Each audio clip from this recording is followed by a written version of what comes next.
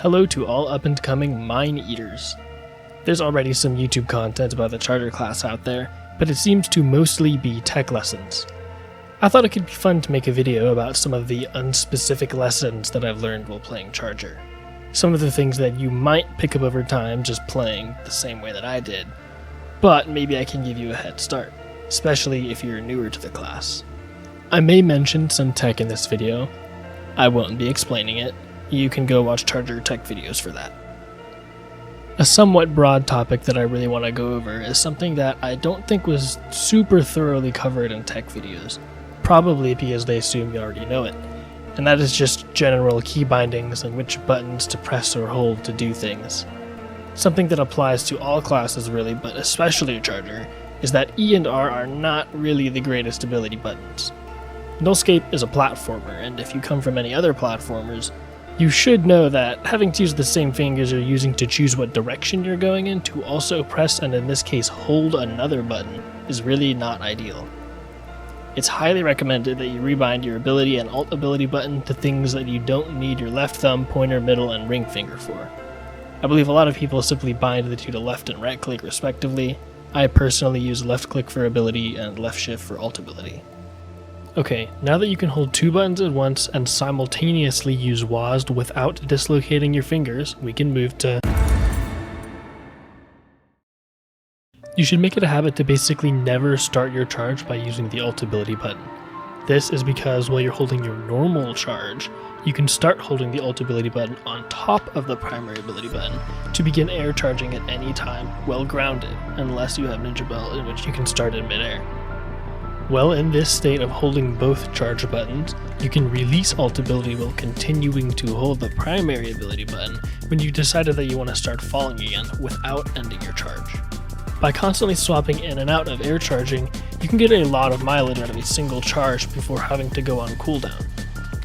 Here's an example of a time where you may want to air charge, but then later decide that you want to drop down without stopping it. Another situation this applies is that the ability to choose when you want to start falling again means that you can purposely drop onto a bounce pad or another platform while continuing to charge. This is good because landing on a bounce pad resets your double jumps, and landing on a platform resets everything from real wings to your air charge.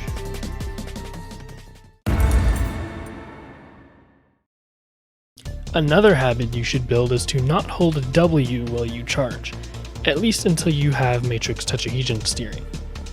Holding W along with your left or right means that you're not turning as hard as you could, because you're steering diagonally instead of straight left or right, just as if you were walking or running.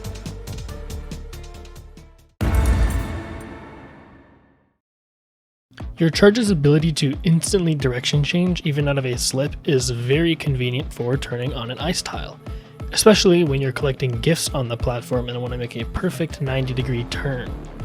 Even if you're not going to go into a charge, the direction change alone is very nice.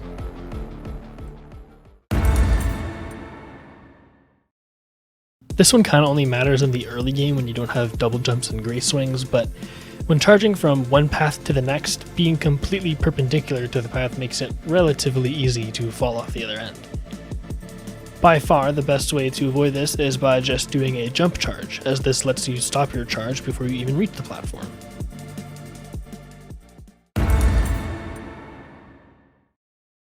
You should of course just generally make a mental note to watch where you're going. In specific, whenever you're charging up a staircase, take the time to zoom out a bit and make sure that there's not an unplanned strip mine or, far deadlier, a Springer landing zone waiting for you at the top, which in the worst case scenario will just straight up crush you before you can even react. Speaking of Springer, you actually can't bonk on him. Your forehead will just patiently wait for him to move out of the way before continuing on your merry way.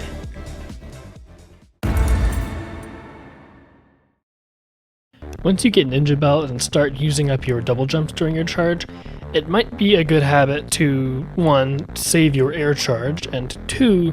Use it before you end to reset your jumps. You'll be thankful when you miss a landing and don't tragically void because you used your air charge and got your jumps back.